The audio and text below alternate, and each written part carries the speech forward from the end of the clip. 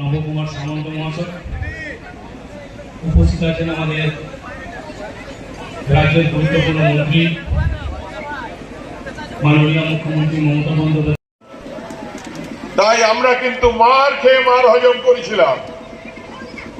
ফল এসেছিল লোকসভা নির্বাচনে বিজেপির এই আসন আমরা ছিনিয়ে নিয়েছি। আমার মনে আছে দিলীপ বাবু তাগড়া ক্যান্ডিডেট, শুভেন্দু বাবু তাড়া খেয়ে দুর্গাপুর বর্ধমান সিটে লড়তে এসেছিলেন। এর আগের বারও বিজেপির যিনি এমপি ছিলেন ফোন করে করে আমাদের নেতাদিকে চমকাতেন, ধমকাতেন, নোটের লোভ দেখাতেন। উনি বোধহয় ভেবেছিলেন এবারেও এখান থেকে জয় হাসিল করে চলে আসবেন। আমাকে ফোন করেছিলেন দিলীপ বাবু, বলেন নরেন আমি দুর্গাপুরে এসেছি। আমি বললাম কেন, খড়গপুর থেকে তাড়া খেয়ে এখানে এলেন কেন? তবে দাদা আপনাকে কথা দিচ্ছি 1 লাখ ভোটে হারাবো। আমি সম্মানিত,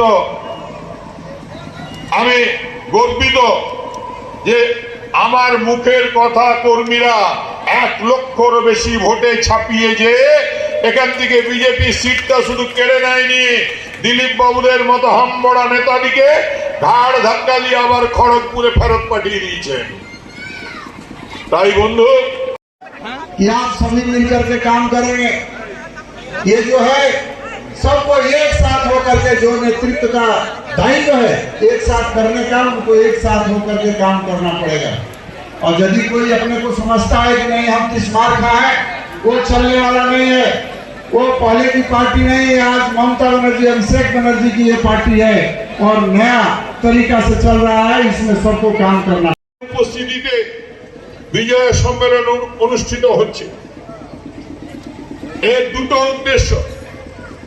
একদিকে আমি গৌরবান্বিত বোধ করছিলাম যখন বিজয় সম্মেলন কাঁকসা ব্লক আপনারা যেমন শুনলেন, রাজ্য তৃণমূল কংগ্রেসের পক্ষ থেকে প্রতিনিধি সর্বত্র সব জায়গায় আমাদেরকে দায়িত্ব দেয়া হয়।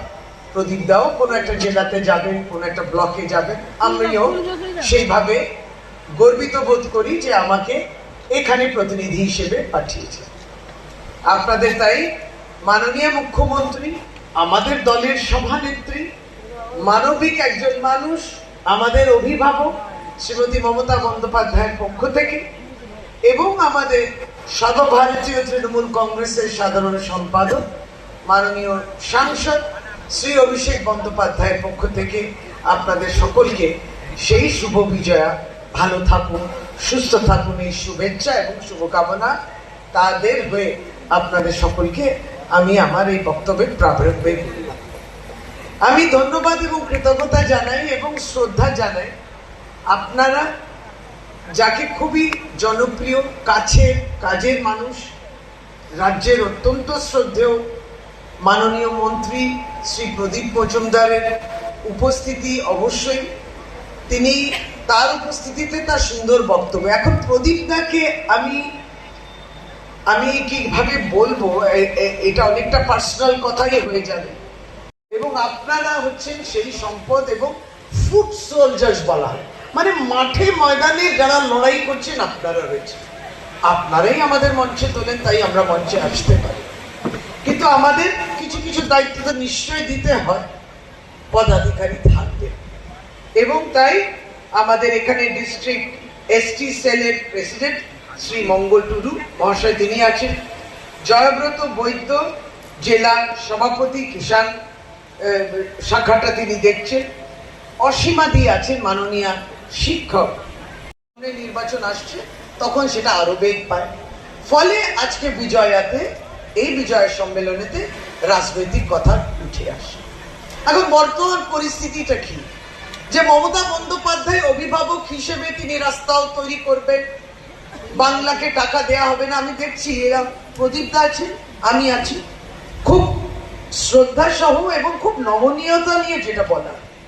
ওনার দফতরটা দেখুন আর আমার দফতরটা দেখুন, গ্রাম উন্নয়ন, তার মানে রাস্তাঘাট চলে আসছে, 100 দিন চলে আসছে, বাংলা গরিবের ঘরের কথা চলে আসছে।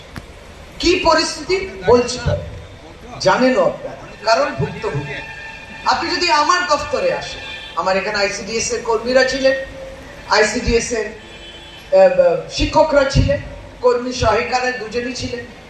আপনি আমার দফতর দেখলে লক্ষ্মী ভান্ডার মায়েরা আছে, আমার দফতর দেখলে রূপশ্রী যখন বিয়ের সময় মমতা বন্দ্যোপাধ্যায় যে প্রকল্পটা করে দিচ্ছে সেটা আছে। আপনি যদি আমার দফতর দেখেন তাহলে বয়স্ক মানুষের ভাতা বিষয়ে চলে আসে, আবার সেটা পঞ্চায়েতের মধ্যেও চলে আসে, গ্রাম উন্নয়ন বিভাগেও চলে আসে। বিধবা পেনশন আমার দফতর থেকেও, দাদার থেকেও, আমাদের দফতর থেকে 100% রাজ্য দেয়, আর পঞ্চায়েতের দফতর থেকে কিছু কেন্দ্র যেটা দিতে চায় না রাজ্য সরকার, তার অবদান। হ্যাঁ, সংখ্যাটা সমস্ত আছে।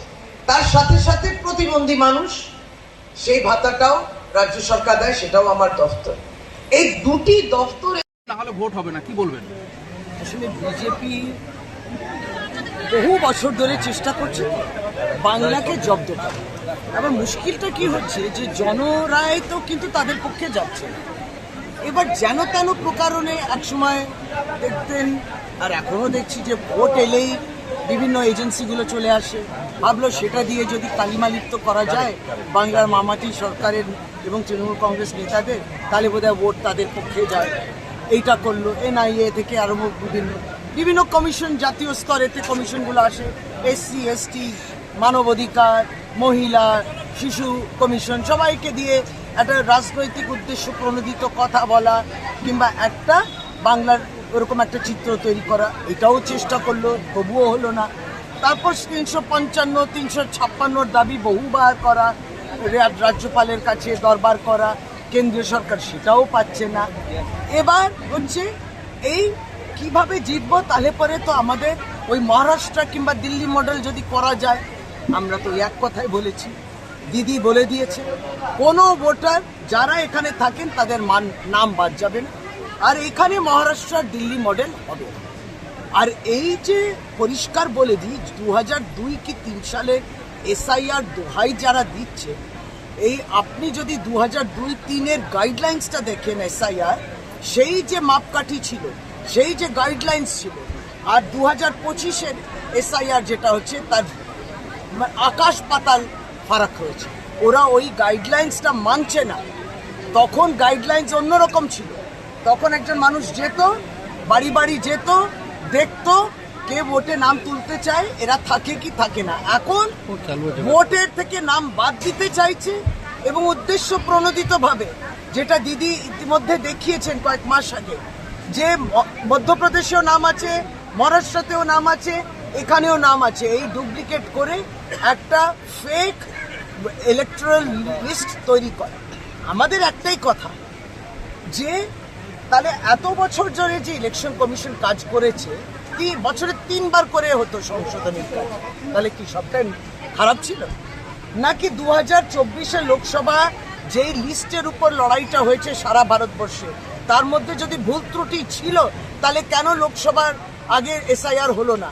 ওই লিস্টটা নিয়ে এখন যখন 2026-এ অ্যাসেম্বলিটা হবে বাংলায়, তখন হঠাৎ ওর মধ্যে এত গলদ, আর তখন গলদ ছিল না। এইটা কিন্তু যুক্তিতে খেলছে। সুতরাং এইগুলো হচ্ছে তাদের অস্ত্র, যে কিভাবে জিতবো, মনে করছে কিভাবে জেতা যায়। আসল কথা, মানুষ আপনাকে দিচ্ছে কিনা ভোট সেটা দেখুন না। মানুষের জন্য কি করলো? পেট্রোল, গ্যাস, ডিজেলের দাম কমলো না, আনাজের দাম কমেছে না, মুদ্রাস্ফীতি বেড়েই চলেছে, কারোর চাকরি দিতে পেরেছে না, বেকারত্ব চরমে। আপনি নোটবন্দি করলেন, খুচরো ব্যবসা সমস্ত নষ্ট করলেন। কার উপকার করেছেন? 2014 যে নির্বাচিত সরকার কেন্দ্রের, কোনো উপকার হয়েছে কারোর? হয়নি। গরিব আরো গরিব হলো, মধ্যবিত্ত গরিবের দিকে যাচ্ছে, মুষ্টিময় কয়েক মানুষ ভারতবর্ষে হয়তো লাভবান হয়েছে। দুর্গাপুরে বেসরকারি কলেজে গতকালকে রাত্রিবেলা ছাত্রী ধর্ষণ হয়েছে। বিরোধীরা আবার প্রশ্ন তুলছে, আর্জি করে সেই ঘটনা তোমাদের কি কোনো নিরাপত্তা? কোন বিরোধীরা? বিজেপি। না, আমি বুঝতে পারলাম না, এখানে রাজনীতি করার কোনো জায়গা আছে? এইটা একটা সামাজিক অপরাধ যেটা হয়েছে, তাতে পুলিশ তদবির করবে নিশ্চয়। এবং যিনি মেয়েটি আক্রান্ত, যার উপরে এটা হয়েছে, সে তো তার 164 স্টেটমেন্ট দিয়ে ডিপোজ করবে, ওইগুলো হতে দিন না।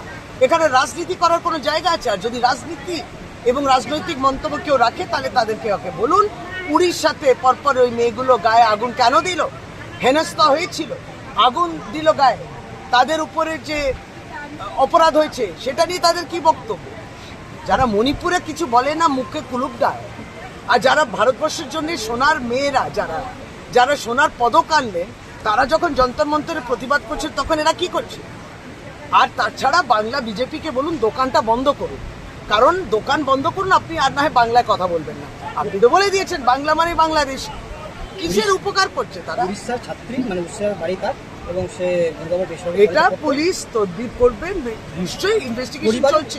ওরা বলার আগে আমরা জেনে গেছি এবং ইনভেস্টিগেশন চলছে, পুলিশও পৌঁছে গেছে, বাবা মা জানেন, আশ্বস্ত হয়েছেন যে পুলিশ ইনভেস্টিগেশন করছে। দিদি, কাকসার কর্মীদের আজ কি বার্তা দিলেন লড়াই করার? এটা আমাদের বিজয়ের সম্মেলন ছিল এবং সামনে 2026-এ একটা ষড়যন্ত্র করতে চাইছে বিজেপি, মানুষের মধ্যে যে একটা ভুল বার্তা, একটা ভয় ভীতি তৈরি করছে, প্রথমে ভাষাকে আক্রমণ করে, পরিযায়ী শ্রমিকদের উপর আক্রমণ করে, খেটে খাওয়া মানুষকে ভয় দেখাচ্ছেন এসআইআর, এই সবটাই নিয়ে আমরা আলোচনা করলাম। আজকে যে মমতা বন্দ্যোপাধ্যায় আছে, আশ্বস্ত করতে হবে বাংলার জনতাকে যে যারা লোকসভা 2024 এবং বিগত এত বছর ভোট দিয়ে গেছেন, বাংলায় থেকেছেন, বাংলায় আপনারা থাকবেন, আপনি সামনেতেও ভোট দেবেন, বাংলা নাগরিক, দেশের নাগরিক হিসেবে থাকবেন।